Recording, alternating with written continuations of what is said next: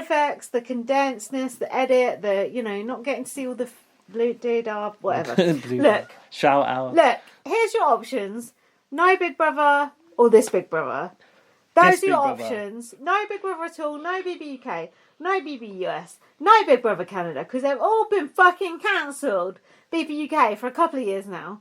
So you got BB Australia or you got BB fucking Africa somewhere. You don't understand it. You got to get subtitles. You got this or nothing. So stop bitching. Fucking watch it. You got a punchy show, an hour and a half. You got a whole week's worth of Big Brother in one night. Yeah. And you don't get to know anyone. But then if you don't get to know anyone, you don't get upset when they fucking leave. So who gives a fuck? The end. Well. Just wrap this whole season here. There's no need to do any more.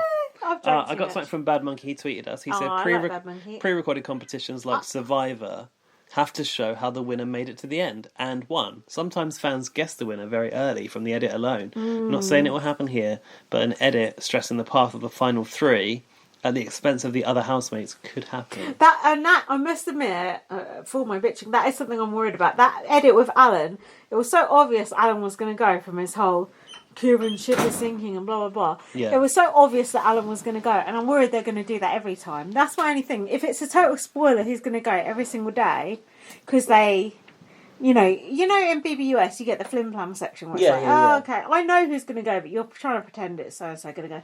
But if they do it so obviously, like Alan, it was all Alan saying Kieran's going to go. You knew for a fact Kieran wasn't going to go because of that. I am concerned about that. I actually didn't know Alan was going to go. I will say that. It was so obvious. I thought that Kieran could still go because everyone seemed quite set that Kieran was going to go at first. I definitely knew Laura was going to go, but that's because what I know about Big Brother as a whole. I would completely love to have a bit more strategy and a bit more time, but there is no time in an I hour. heard Alfie say show. like what they've done with the format is it's like about an hour of reality and then half an hour of the US format. So you got noms, eviction.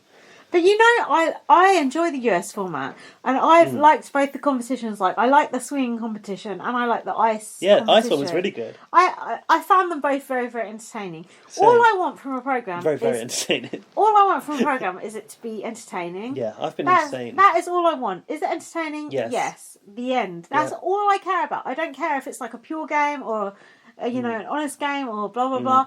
I honestly don't give a fuck as long as it's entertaining. Although I would prefer it if all the minorities didn't go first. But as for it's not real Big Brother, blah blah blah. Okay, no, it's not real Big Brother. There's no live feed. There's US elements. There's fake bits. There's dubbed on bits. There's sound effects. People moaning about the sound effects and this and that and the other. Okay, there is all that, but that's all we've got. So you might as well just suck up those little crumbs and eat them. Let them eat cake, crumbs.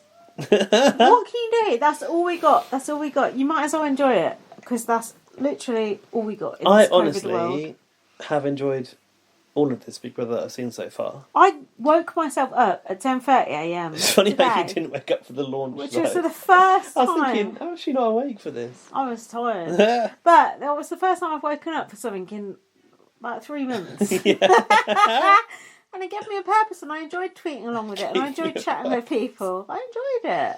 Yeah, it was fun. I enjoyed tweeting along with the launch as well. And I don't mean tweeting about it.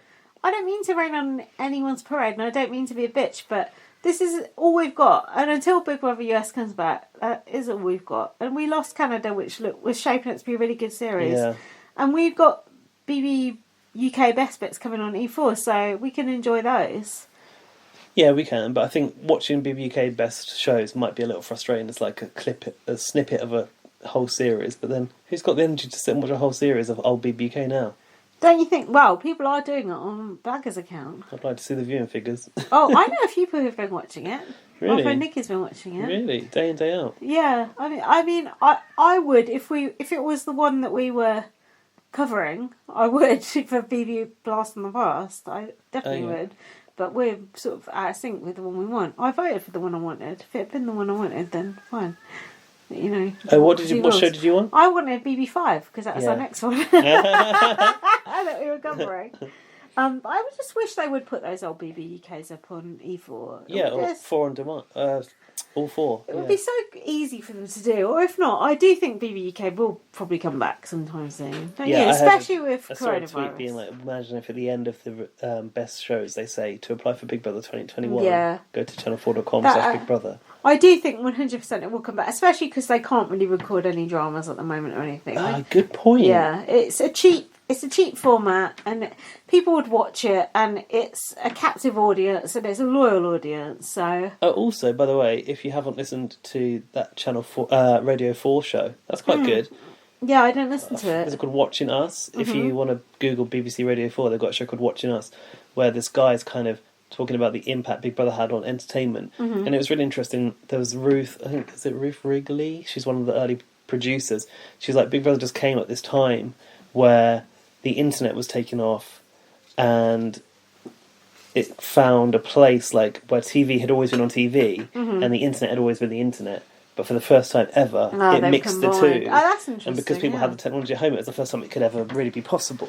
That's interesting. And it's really quite nostalgic to listen to and like reflect on how big it used to be back then. We've definitely felt that going through the old blast from the past, haven't we? Yeah. When you look at viewing figures, like they gradually went down. It's like coronavirus flattening the curve. But you know what? And I know it sounds sarcastic, like Animal Crossing at the moment. Honestly, playing Animal Crossing has been like Big Brother for me. And Gary said the same thing to me.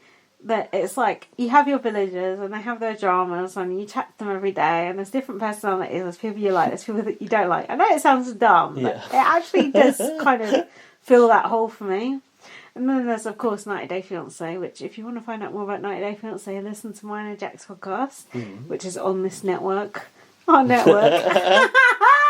90 Day Fiancé, talk me at the eye. We'll talk you through exactly what it's about, exactly what the first season's about, and you can decide if you want to watch it or not. I just say listen to it, even if you're not going to watch the show. Even if you're not going to watch it, listen to it. It's a decent podcast. It's funny. It's like the usual humour you'd expect from BB on Blast, but not with me. So in many ways, better. Oh, thanks. I appreciate you listening to it. I was glad you did. So right, let's wrap it. Are you sure we've not missed anything? There's nothing we've missed. I don't think we've missed anything. If we have missed you, let us know. Give us a shout. We'll put you in the next podcast. We'll shout you out next time. Thank you so much for everyone who wrote. We had actually quite a lot of viewers, didn't we? We did. There is definitely an appetite for engagement with BB Australia. Yeah. It may not be a huge quantity, but there's what? Sometimes small audiences are the best engagement ones. Yeah, the quality is there, so we'll take that. Yeah. Follow me on Twitter, light@VM. Follow me on Twitter, BB_superfan.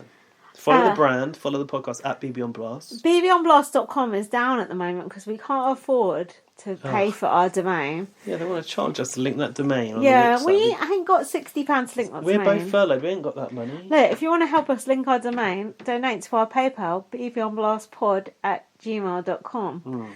Or if not, I'll link to our Wix shitty website thing because we do need that up at the moment. We need to get the links on the Twitter. Yeah, we'll do that. We'll try. We're on Spotify, we're on iTunes, we're on Spreaker. No one gives a fuck about Spreaker. No. And read my book First Aid Kit Code. Did I already say that? No.